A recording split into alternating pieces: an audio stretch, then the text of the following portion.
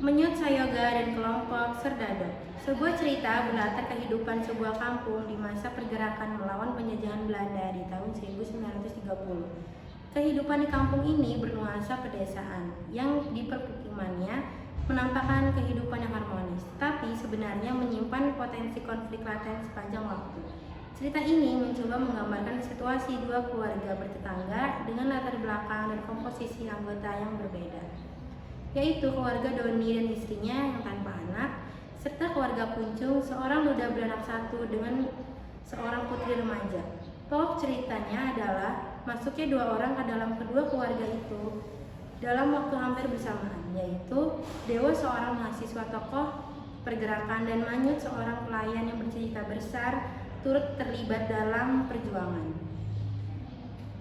Kuncung dan Doni sedang duduk-duduk santai menikmati malam di teras rumah Kuncung.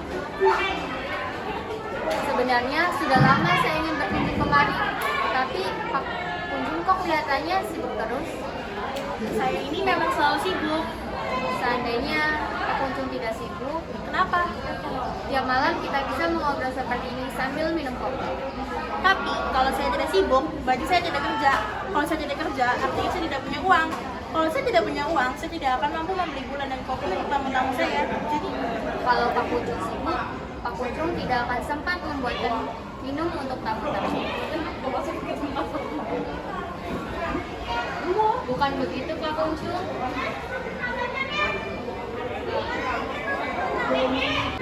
Kuncung diam saja mendengar perkataan Doni. Ia seolah-olah tidak mendengar. Kuncung berjalan ke ujung teras dan melihat ke atas.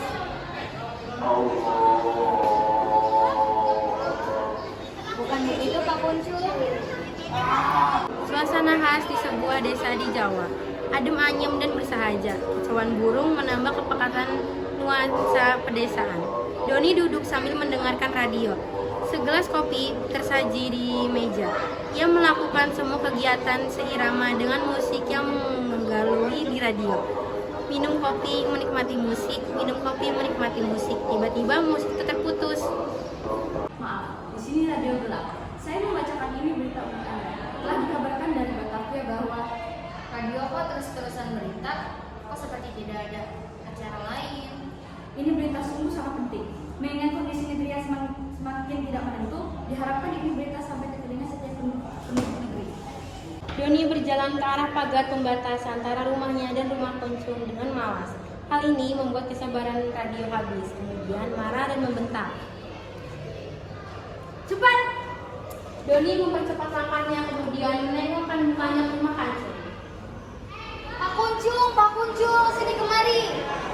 Ini ada berita sangat menarik, jangan sampai ketinggalan. Tiba-tiba Kuncung muncul di depan Doni.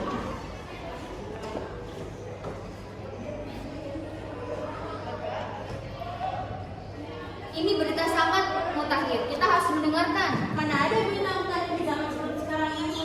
Sudahlah, tumben Pak Kuncung bicara seperti itu. Ayo, cepat! Kerjaanku tidak hanya menunggu kalian. Mendengar itu, Doni hanya mengangkat bahu. Ia lalu menyuruh Kuncung untuk melompat pagar saja. Kemudian mereka berdua duduk di sisi kursi kanan radio. Siap? Siap. Ini berita sungguh sangat penting, tidak boleh dilewatkan begitu saja. Dikabarkan dari Batavia, sejumlah pemuda dari seluruh negeri telah mengadakan kongres kedua dan melahirkan kesepakatan untuk sama-sama bersumpah. Tiba-tiba terdengar suara istri Doni berteriak dari dalam rumah. Teriakan ini mengagetkan semua yang ada di situ, termasuk radio. Pak, apa saja kerjamu di situ? Pagi-pagi sudah melamun, tidak ada guna. Siapa itu? Istri saya. Sebentar Bu, ini sedang ada berita penting. Gerakan emansipasi semakin merajalela. Iya, tapi mana beritanya? Saya mau mandi dulu.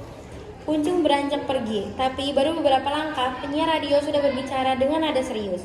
Doni menaruh baju Kuncung hingga Kuncung terduduk lagi.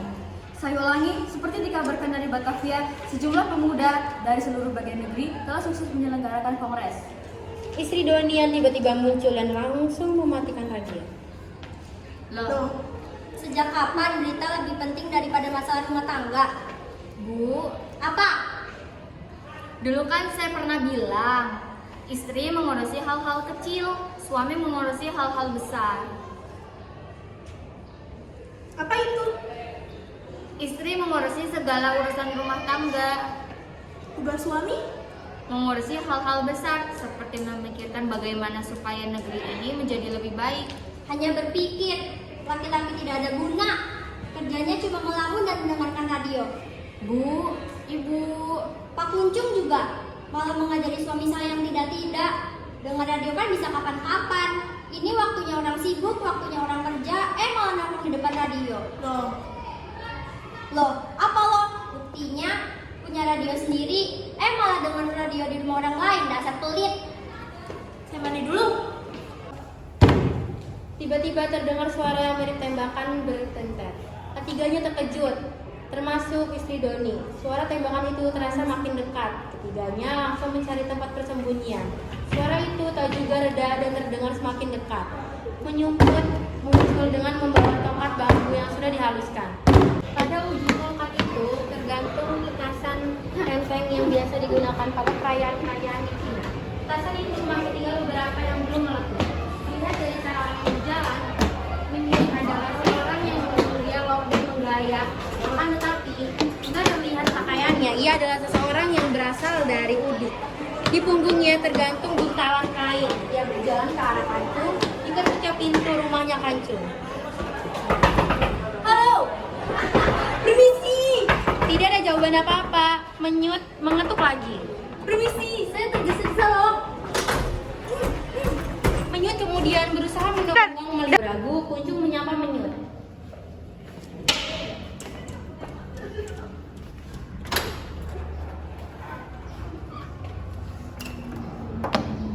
Menyut berjalan mendekati Kancung hingga mereka berdiri berhadapan.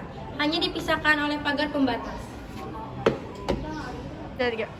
Seperti Bapak lihat, saya hendak berkunjung mencari tempat berlindung. Saya dikejar-kejar masa. Bapak siapa? Saya pembantu rumah. Secara tiba-tiba Menyut memeluk Kuncung. Sedemikian erat pelukannya sehingga membuat Kuncung terseret. Tetapi tubuhnya terhembat oleh pagar pembatas. Aduh, lepaskan.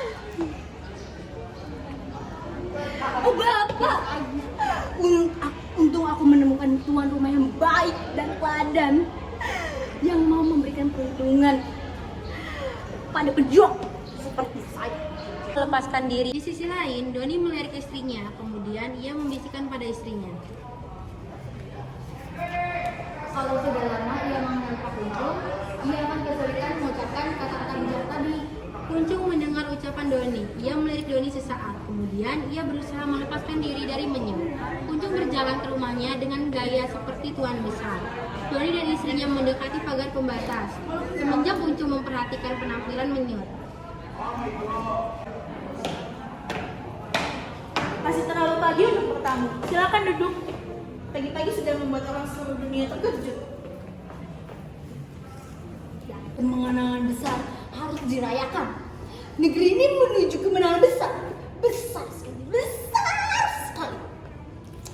Negeri ini akan segera menang. Tidak lagi terjajah seperti dulu. Kemenangan bagaimana maksudmu? Company asli dan bermental company akan terusir dari negeri ini, cepat atau lambat. Kamu siapa? Jelaskan sejelas-jelasnya. Pejuang kemerdekaan. Saya mengusir segala bentuk penjajahan tanpa membedakan warna kulit. Kuncung merasa tidak enak mendengar ucapan Menyut. Ia kemudian berusaha mengusir Menyut. Bentar, Pak. Sebaiknya kamu pergi. Rumah ini akan segera demam jika mencium bau-bau revolusioner semacam kamu. Kuncung mendorong-dorong Menyut keluar, tetapi tubuh Menyut terlalu berat untuk seorang kerja. Sesaat terjadilah peristiwa dorong-mendorong. Ketika Kuncung hampir berhasil mendorong Menyut hingga di tepi teras, Doni muncul dan mencegah Kuncung.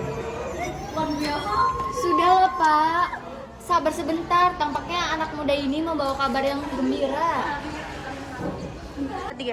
Sangat mengudara, kecuali bagi orang-orang yang Saya tidak percaya. Saat itu juga muncul putri anak Kuncung. Kelihatan sekali bahwa ia tergesa-gesa, wajahnya menyingkirkan kesedihan sekaligus ketakutan yang mendalam. Kuncung segera menjemput anak kesayangannya. Ada apa? Ada apa anakku sayang? Kamu kan mestinya masih di sekolah. Putri dikejar-kejar Pak, Putri takut. Dikejar siapa? Siapa yang mengejar? Berani-beraninya mengganggu anak Pak Kuncung. Siapa yang mengejarmu? Cacing Pak, cacing. Mendengar itu, Doni langsung tertawa terpingkal-pingkal. Ia tertawa sambil tertunduk untuk menutupi malunya. Kuncung kembali ke sifat sosoknya. Lucu sekali. Melihat ekspresi Kuncung, Doni segera menghentikan tawanya. Ia segera mendekati Putri. Nah, Putri nggak sekolah. Itu yang mau aku ceritain Kak. Menyut juga mendekati Putri.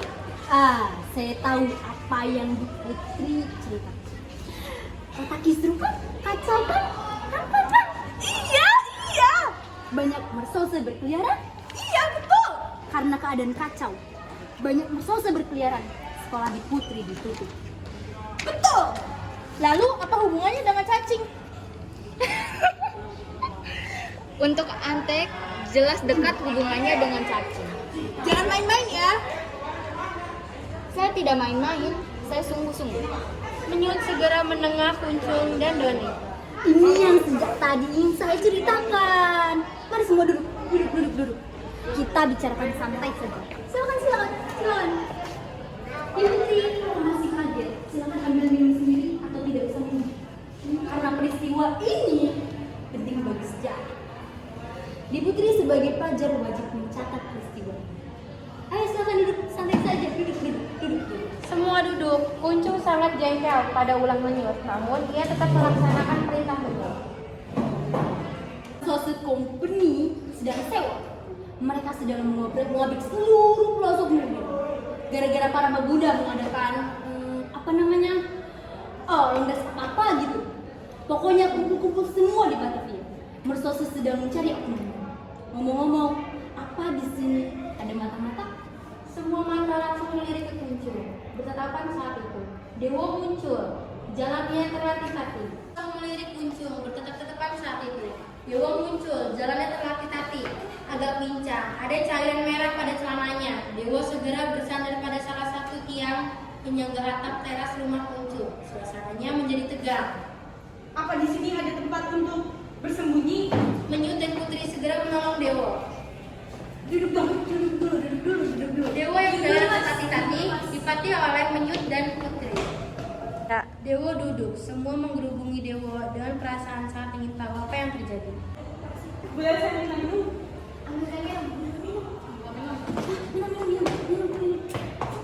Nggak belakangnya. Dan Menyut segera mengambil minum, tapi begitu sampai di depan pintu, Menyut sadar akan posisinya. Saya ini kan juga tamu. Kok disuruh ngambil minum? Mata Kuncung melotot ke arah Putri. Putri segera berlari masuk ke dalam rumah. Menyut kembali mendekati Dewo. Oh my god. Bu, ini ada tembak. Nanti saya ceritakan, minum dulu. Bung sendirian. Nanti saya ceritakan, minum dulu. Tiba-tiba terdengar suara tangisan dari rumah Doni. Doni langsung teringat sesuatu. Istri saya. Serta-merta Doni pergi ke rumahnya. Doni langsung menghampiri istrinya sedang duduk sambil menangis sesegukan. Aduh, kamu kenapa nangis? Saya nggak diperhatikan sejak tadi. Saya juga kan ingin diperhatikan, tapi apa? Apa ada masalah penting? Kamu sudah melupakan aku, tidak memperhatikan aku lagi. Iya, saya perhatikan. Saya sekarang kan selalu memperhatikan kamu. Awas kalau pergi-pergi. Aku mau masak. Istri Doni masuk ke dalam rumah. Namun sesaat kemudian ia muncul di pintu. Doni menunggu sesaat. Setelah yakin tidak ada reaksi apa-apa dari istrinya, ia kembali mengendap ke rumah Kuncung. Doni bergabung dengan Kuncung, Menyut, dan Dewo. Kuncung tersenyum dengan mata mengejek. Dengan agak malu-malu, Doni berusaha menjelaskan persoalannya. Ya, masalah keluarga standar. Saat itu Putri muncul dengan membawa segelas air teh. Ia langsung menghidupkan air itu pada Dewo. Sesaat mereka saling pandang, close up. Melihat situasi yang tidak menguntungkan, Kuncung memegang pundak Dewo, atau lebih tepatnya memukul pundak Dewo sehingga membuat Dewo terkejut. Iya. Dewo segera meminum air tehnya. Sekarang Langsung ceritakan saja apa yang terjadi. Apakah ada yang tertembak? Tertembak? Kenapa mas? Sebetulnya siapa kamu? Dewa kebingungan mendengar kerentangan pertanyaan yang begitu bertubi-tubi. Dewa menjawab semua pertanyaan itu dengan cepat, tanpa sekalipun mengambil nafas, sehingga ia betul-betul kehabisan nafas ketika habis menjawab. Nama saya Dewo, saya sampai di kota ini untuk bersembunyi. Saya terlibat dalam kongres di Batavia, akan tetapi Mas Jose terus mengobrak-abrik seluruh pelosok negeri. Saya bertemu dengan Mas Jose tadi waktu saya makan bakso. Saya lari secepat-cepatnya hingga sampai di sini. Kaki saya tersandung batu di sana dan merah-merah di celana ini adalah saus bakso yang tumbang. Saya tidak tertembak, saya. Dewa terjatuh, terkulai, semua bingung. Udah pingsan. Belum. Sekarang sudah waktunya Bung Dewa bercerita tentang tujuannya kemari. Begini, kami kesini memang mau bersembunyi. Kami Iya, kalau di sini aman, kami semua akan bersembunyi di kampung ini. Kuncung tidak bereaksi sama sekali. Jangan khawatir, kami bayar. Perjuangan tidak akan ada yang gratis. Betul. Kalau begitu di rumah saya saja. Rumah saya bisa menampung orang sebanyak-banyaknya dengan fasilitas yang tak tertandingi. Masa sih? di rumah saya juga bisa. Suasananya lebih enak, ada suara burung, ayam, pokoknya suasana alam menjadi prioritas kami. Apalagi demi kemerdekaan.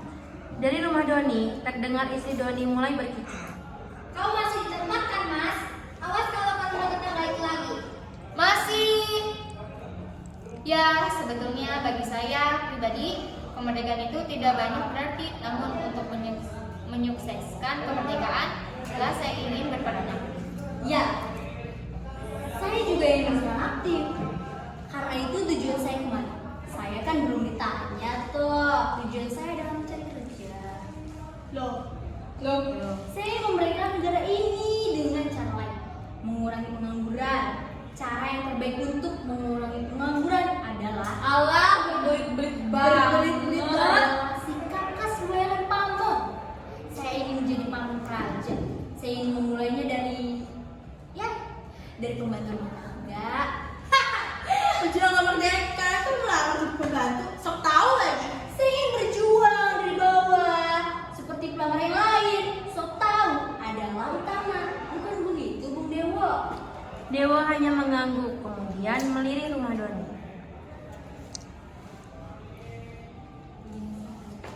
begini saja. Karena ada 2 rumah dan ada 2 pendatang, lebih baik dibagi saja. Kuncung hendak menyela, tetapi segera dipotong Dewa. Setiap orang berhak bersuara. Rencananya kan negeri ini negeri demokratis. Masa iya? Kan masih rencana. Tetapi perlu latihan sejak dini, biar nanti tidak kagok dan tidak terjadi penyelewangan.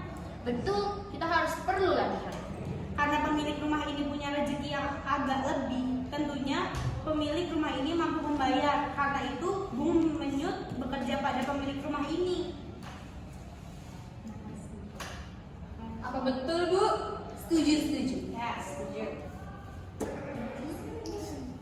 Menyut melirik Putri, kemudian teriak.